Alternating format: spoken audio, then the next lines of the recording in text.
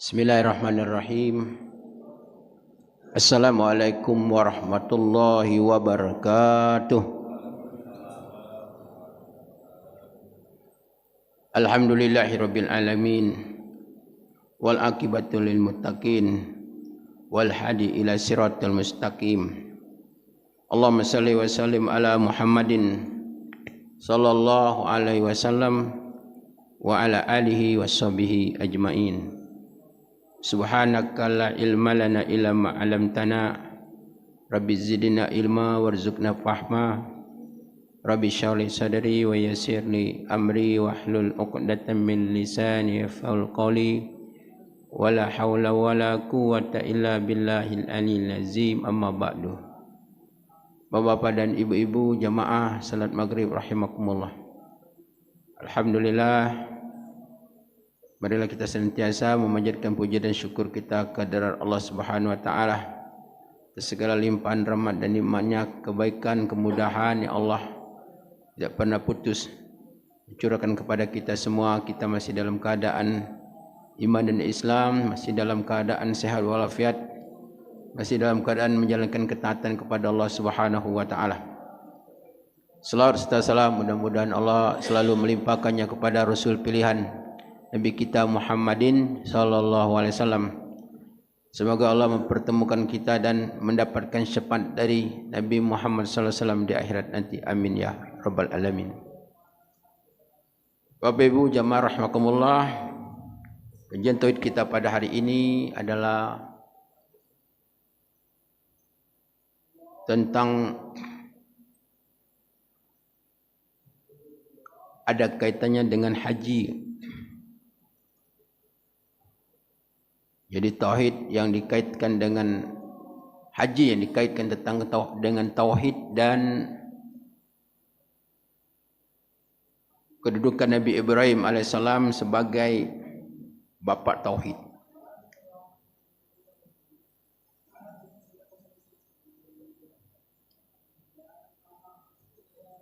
Bapak Ibu rahimakumullah, Nabi Allah Ibrahim alaihissalam menurut riwayat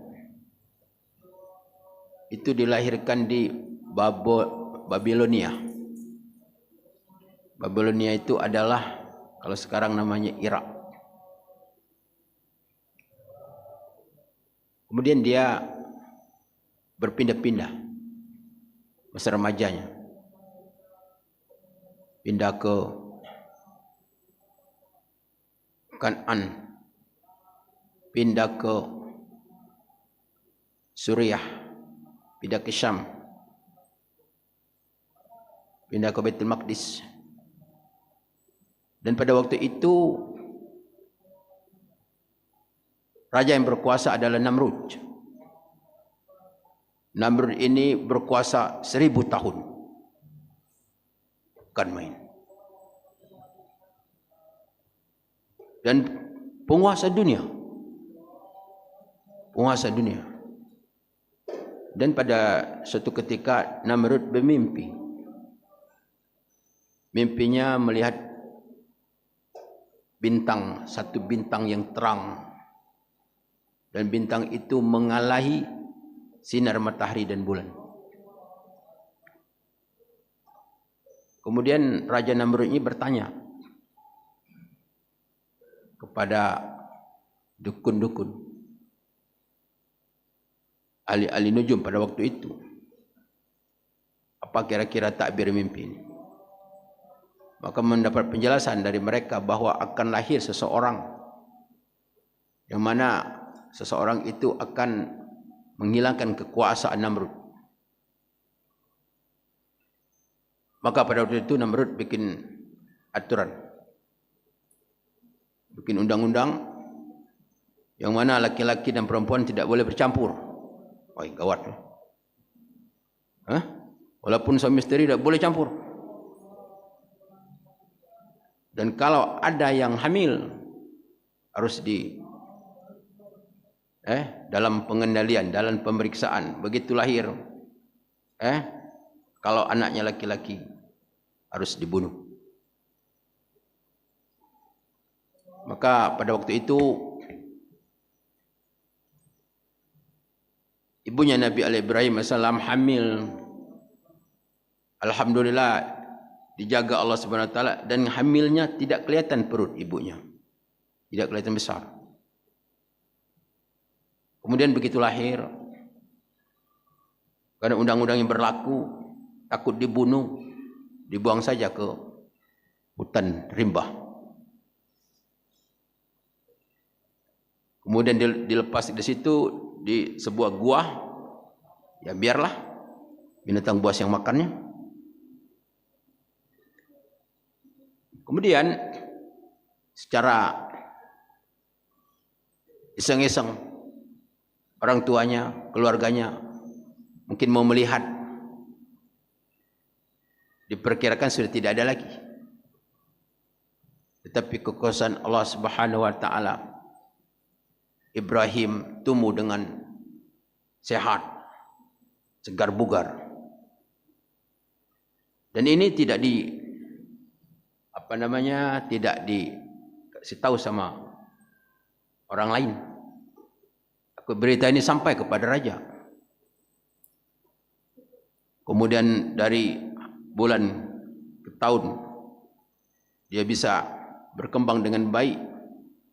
Pada waktu itu dia bertanya kepada orang tuanya, siapa yang menciptakan alam semesta ini? Tidak ada yang tahu. Jadi masalah Allah, masalah Tuhan betul-betul pada waktu itu tidak tahu sama sekali. Manusia di seluruh dunia,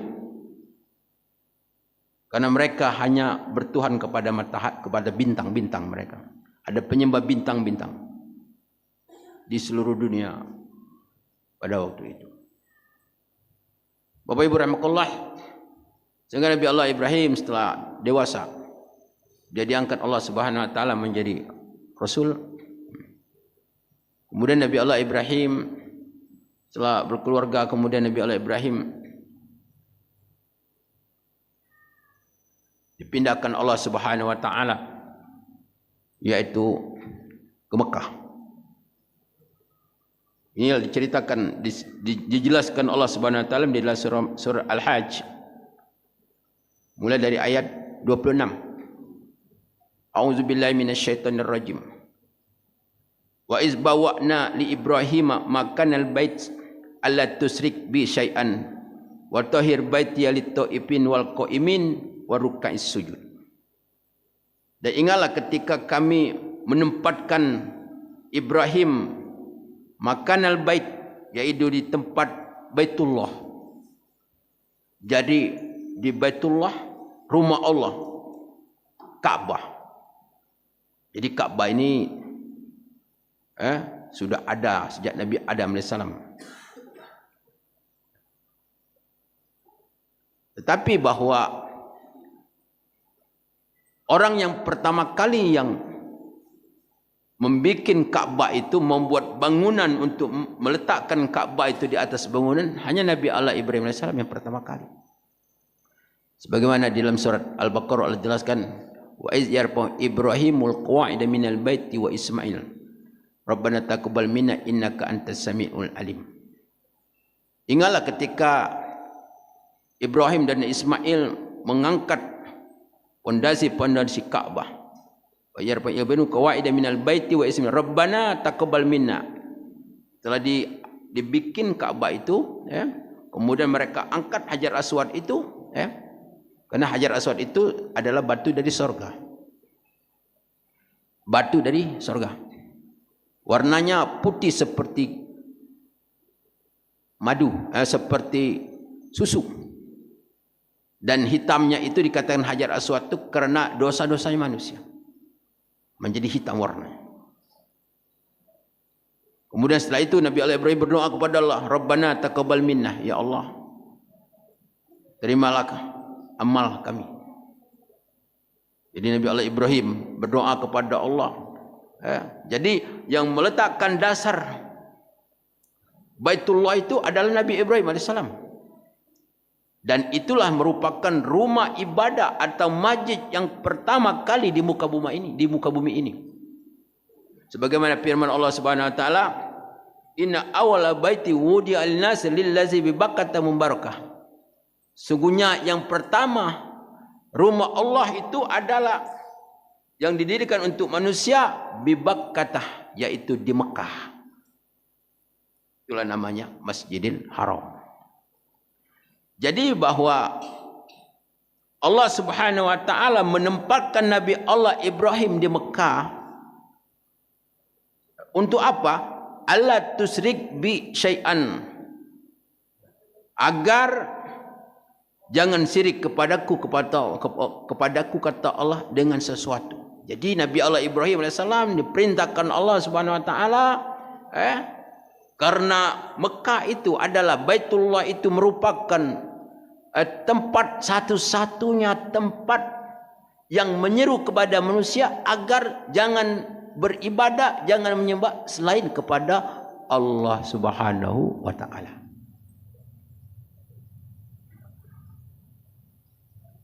Wa yutahhir baiti, untuk mensucikan rumahku kata Allah daripada perbuatan-perbuatan syirik. Lit-taifin, dan Ka'bah itu tempat orang tawaf. Jadi tempat tawaf di muka bumi ini hanya ada di Baitullah. Jadi tidak ada tempat tawaf kecuali di Ka'bah. Wal qa'imina waruka'is sujud, dan tempat-tempat orang berdiri dan ruku dan sujud beribadah kepada Allah Subhanahu wa taala. Kemudian Allah Subhanahu wa taala berfirman, wa azin fin nasi bil haji yatuka rijalan wa ala kulli damir yatina min kulli fajin amiq. Wa azin fin nas bil hajj, dan panggillah manusia untuk berhaji. Jadi Nabi Allah Ibrahim setelah meletakkan Ka'bah, kemudian Allah memerintahkan, wahai Ibrahim, kau panggillah manusia untuk melakukan ibadah haji di sini. Nabi Allah Ibrahim berkata, ya Allah, bagaimana aku ingin memanggil manusia? Suara aku tidak mungkin sampai kepada mereka. Ini diriwayatkan oleh Ibnu Abbas dan banyak ahli tafsir. Maka Allah berkata, panggillah manusia, dan aku kata Allah akan menyampaikannya, dan suaramu akan didengar oleh semua kayu-kayu dan pohon-pohon dan makhluk-makhluk yang lain. Akan aku sampaikan kata Allah kepada seluruh manusia, bahkan manusia yang masih berada di rahim, bahkan manusia masih berada di tulang sulbi orang tuanya, akan sampai. Maka pada waktu itu Nabi Allah Ibrahim berdiri di atas batu. Jadi batu ini ada yang mengatakan di batu Sofah, ada kan batu Marwah, ada yang mengatakan di batu tempat-tempat yang lain. Kemudian Nabi Allah Ibrahim dia bersuara, ya ayuhan nas inna rabbakum qad ittakhasa baitan fahajju. Hai manusia, sesungguhnya Allah Tuhanmu yang telah menjadikan Baitullah sebagai tempat haji, maka datanglah kepadanya. Ini yang diucapkan oleh Nabi Allah Ibrahim alaihissalam, ya. Kemudian di ayat yang lain Nabi Allah Ibrahim juga berdoa kepada Allah, ya. Rabbana af'al Rabbana, ya Allah Tuhan kami, faj'al afidatan minan nas tahwi ilaihim. Ya Allah, jadikanlah hati manusia-manusia itu untuk cenderung untuk datang ke Baitullah. Sehingga kata Allah SWT, wa azin fin nasi ya'tuka rijalan wa ala kulli domir ya'tina min kulli fajin amik. Kau seru kata Allah SWT. Dia akan datang kepadamu dengan berjalan kaki atau mengendarai onta yang kurus-kurus, dan mereka akan datang dari tempat-tempat yang jauh dari seluruh penjuru dunia. Subhanallah. Inilah yang kita disaksikan secara fakta. Jadi tidak ada alasan. Kalau orang belum haji, nggak tahu kita panggilan. Sudah dipanggil. Siapa yang panggil? Nabi Allah Ibrahim alaihissalam. Bapak Ibu rahimakumullah. Kemudian di dalam hal manasik haji. Jadi manasik haji yang ada sekarang itu adalah syariat Nabi Allah Ibrahim alaihissalam.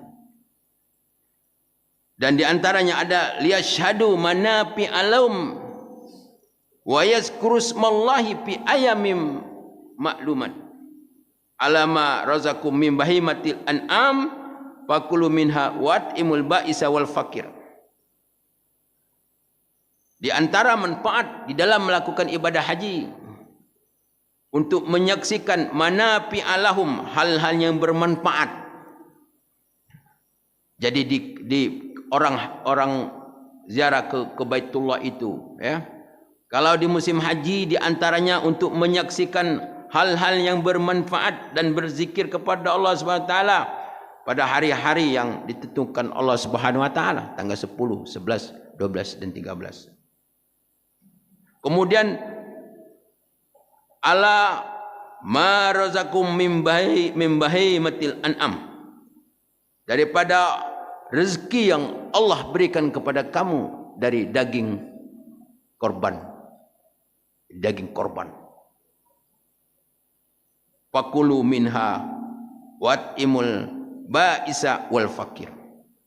Maka makanlah kamu dari daging korban itu dan berilah makan pada orang-orang yang hidupnya susah ataupun orang-orang yang fakir. Jadi ini dalil bahwa kita disunahkan memakan daging korban. Jadi kalau ada pendapat daging korban tidak boleh dimakan, itu keliru. Dalilnya ini ayat 28 surah Al-Hajj, bahwa kita disunatkan makan daging korban. Sehingga yang pernah saya alami di Arab Saudi itu, jadi mereka itu adalah sudah sholat langsung potong korban, kemudian mereka ngambil mungkin paling tidak hatinya itu diiris-iris, kemudian halus-halus, kemudian dimasak, ya, digoreng, kemudian mereka sarapan pakai daging, pakai hati korban itu untuk sarapan. Itu memang hukumnya sunnah, ya. Hukumnya sunnah. Jadi daging-daging ini yang tidak boleh dimakan itu daging hewan yang dijadikan nazar. Kalau nazar tidak boleh dimakan, ya. Tapi kalau yang lain boleh. Jadi kalau nazar, ada orang nazarnya pun potong ayam, potong kambing, atau sapi, dia tidak boleh. Kalau nak makan, dia rasa ikan dan sebagainya lain. Kenapa? Karena orang bernazar itu adalah menurut ulama adalah orang yang pelit. Kalau tidak bernazar, tidak motong, tidak sedekah, ya. Maka oleh itu dia dilarang untuk makan nazarnya. Bapak Ibu rahimakumullah. Jadi Nabi Allah Ibrahim alaihissalam, kalau kita lihat juga di dalam ayat-ayat yang lain yang berkenaan dengan Nabi Allah Ibrahim alaihissalam, sebagai orang yang pertama kali yang diperintahkan Allah Subhanahu wa taala di dalam menegakkan tauhid kepada Allah Subhanahu wa taala. Di dalam surah Ibrahim, doa-doa Nabi Allah Ibrahim alaihissalam, Rabbi wa iz qala Ibrahim Rabbi ja'al hadza baladan amina wajidubni wa baniya an na'budal asnam. Dan ingatlah ketika Nabi Allah Ibrahim berkata, oh Tuhan, jadikanlah negeri ini hadza baladan aminah, negeri yang aman. Ini konsep orang bikin negara. Yang pertama apa? Aman dulu. Ini pertama. Ya, nah aman dulu. Sebab kalau sudah aman, baru yang lain. Kalau keamanan belum terjamin, akan negara, satu daerah kan kacau. Jadi yang dia bangun adalah keamanan dulu. Amana wajnubni wa baniya anak budal asnam. Dan jauhilah aku, kata Nabi Ibrahim, dan anak-anakku, agar kami tidak menyembah berhala. Jadi kata ulama, inilah dalil bahawa yang pertama, setiap mendoakan diri hendak mengikut sertakan anak dan keturunan. Wajnubni wa bani, jauhilah aku ya Allah dan keturunan dan anak-anakku, agar kami tidak menyembah berhala. Jadi syirik ini merupakan fitnah yang sangat besar di muka bumi ini bagi seorang hamba Allah Subhanahu wa taala. Nabi Ibrahim alaihissalam sebagai nabi, seorang rasul, sebagai nabi ulil azmi, khalilullah, lagi takut agar tidak jatuh kepada kesyirikan. Bayangkan saja, apalagi kita. Kenapa? Rabbi innahunna adlalna katsiran minan nas.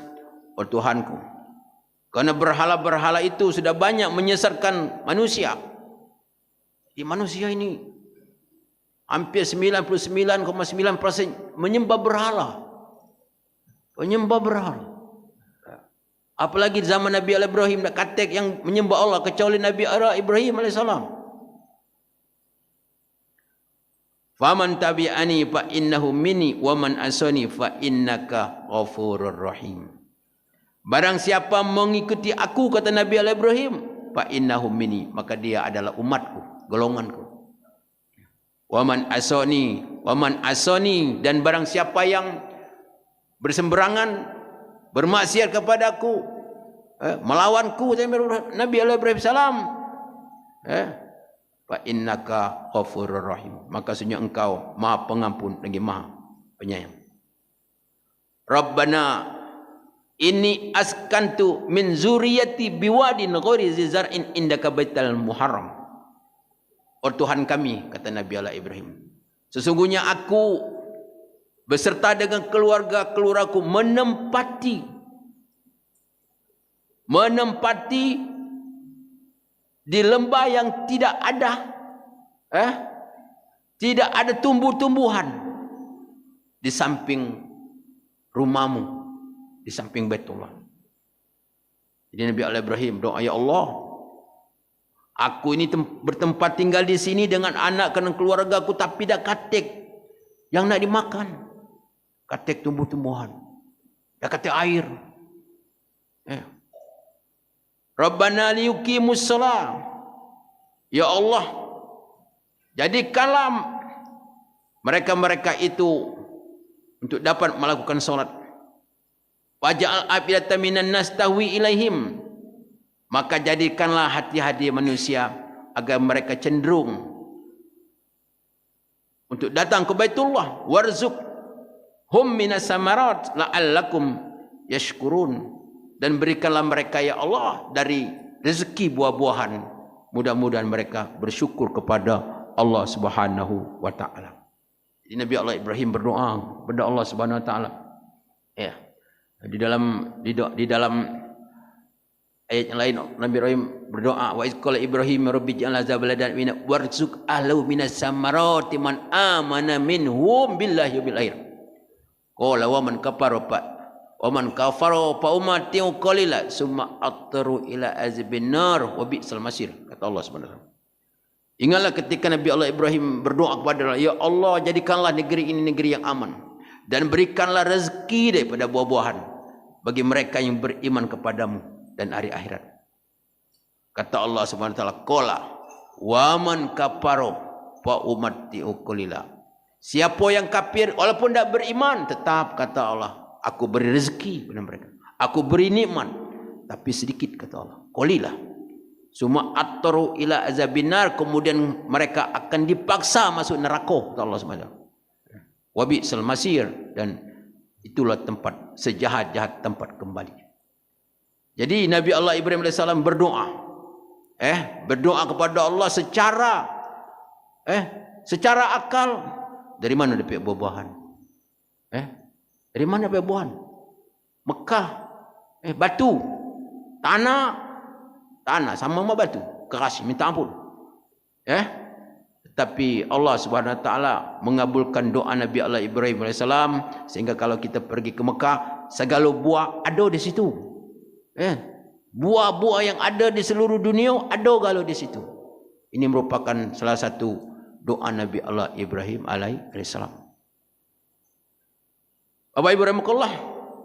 Kemudian Nabi Allah Ibrahim berdoa kepada Allah Subhanahu wa taala, Rabbana innaka ta'lamu ma tufi wa ma tu'lin wa ma yafa'alallahu min syai' fil ardi wala fis sama. Oh Tuhan kami, kata Nabi Allah Ibrahim, sesungguhnya Engkau adalah Maha mengetahui apa yang tersembunyi dan apa yang nyata.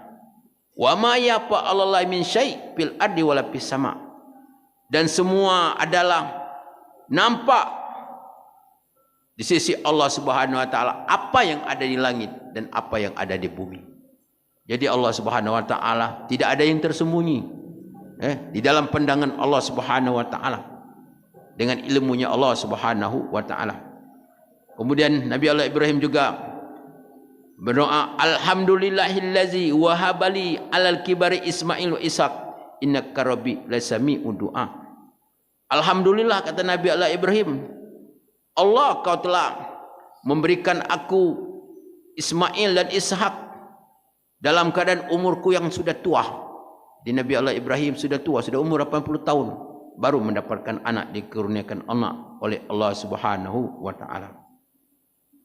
Kemudian Nabi Allah berdoa, Rabbi ja'alni muqimas shalah wa min zuriyati. Oh Tuhan kami, jadikanlah aku dan keturunan-keturunanku untuk selalu mendirikan solat. Ini doa. Agar dirinya, agar anak-anak menjadi ahli solat.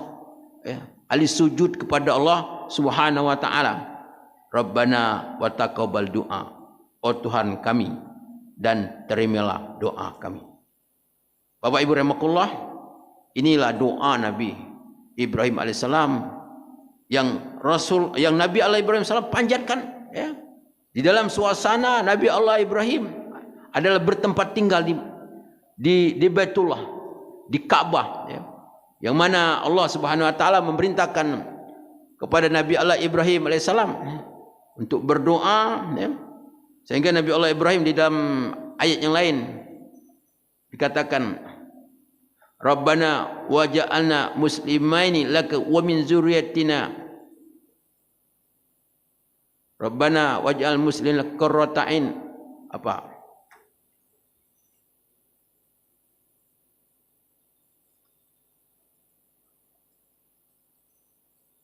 Rabbana waj'alna muslimaini laka wa min zurriyyatina ummatan muslimatan lak wa arina manasikana wa tub alaina innaka antat tawwabur rahim. Ya Allah, jadikanlah kami keduanya yang tunduk dan patuh, dan keturunan kami menjadi umat yang tunduk dan patuh kepadamu. Nabi Allah berdoa kepada Allah agar dirinya dan keturunannya, anaknya Ismail itu menjadi dua manusia yang selalu berserah diri kepada Allah Subhanahu wa taala. Ini doa Nabi Allah Ibrahim SAW. wa arina manasikana wa tub alaina. Ya Allah, ajarilah kepada kami bagaimana cara manasik haji. Waktu wa arina manasikana wa tub alaina, dan terimalah tobat kami. Jadi manasik haji yang dilakukan oleh umat Nabi Muhammad SAW, tidak kurang tidak lebih, itu semuanya adalah manasik yang diajarkan Allah Subhanahu wa taala kepada Nabi Ibrahim alaihissalam. Rabbana wab'as bihim rasulan yatlu Rabbana wab'as bihim rasulan. Ya Allah, kata Nabi Allah Ibrahim, utuslah seorang rasul dari mereka, yatlu alaihim ayatuka, agar mereka membaca ayat-ayatmu, wa yu'allimul kitab wal hikmah, dan agar mereka mengajarkan kitabmu dan hikmah. Hikmah di sini artinya hadis Rasulullah SAW. Wa yuzakkihim, dan untuk membersihkan mereka. Innaka antal azizul hakim, sesungguhnya engkau adalah maha gagah dan maha bijaksana.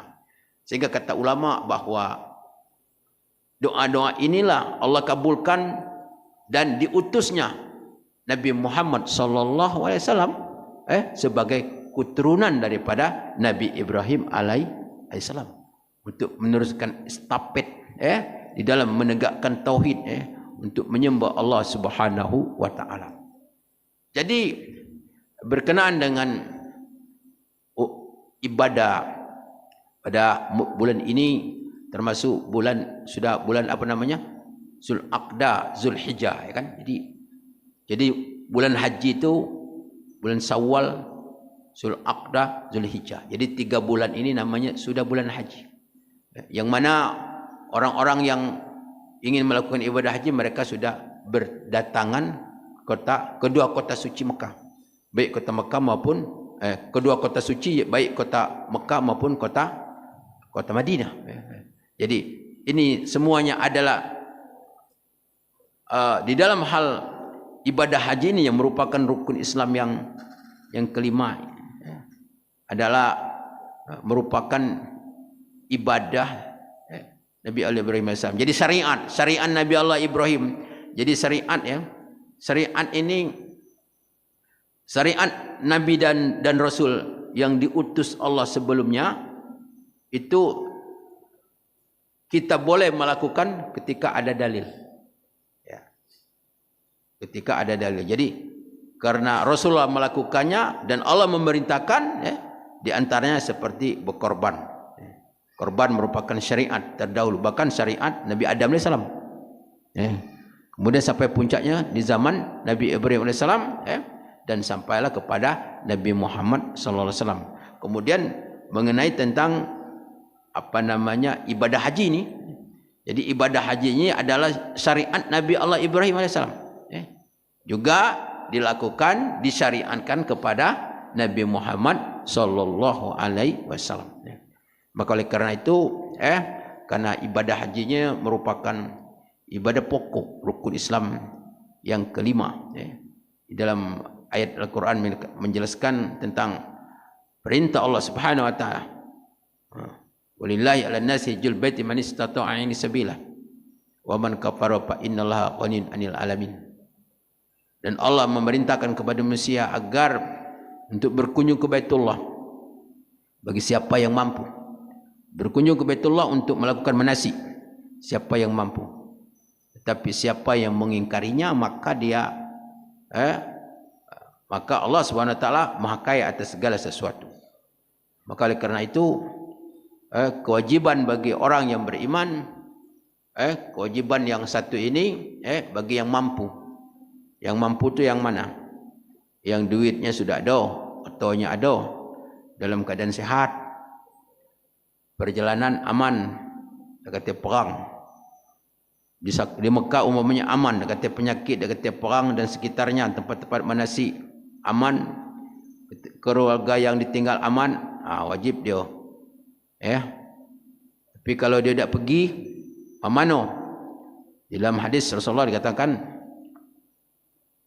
man malakan zadan rahilatan yuballigh ilal baitillah falam yuhaj fala alai ayyamutu yahudi aw nasrani. Siapa yang sudah punya bekal, syarat-syarat tadilah ada kalau, tapi dia dah haji, maka kata Rasulullah SAW, duit ada, badan sihat, aman, dah haji dengan alasan anu, kono kredit rumah belum selesai, mobil belum selesai dan sebagainya. Kata Rasulullah SAW, semoga dia mati tidak mati seperti orang Yahudi dan orang Nasrani, mati dalam keadaan kafir, mati tidak membawa iman kepada Allah, walaupun sudah solat, walaupun sudah puasa, walaupun sudah zakat. Kenapa? Kerana mengingkari daripada syariat rukun Islam yang kelima tadi, yaitu melakukan ibadah haji. Ini. Tapi memang ibadah haji ini memang berat, syarat-syaratnya berat.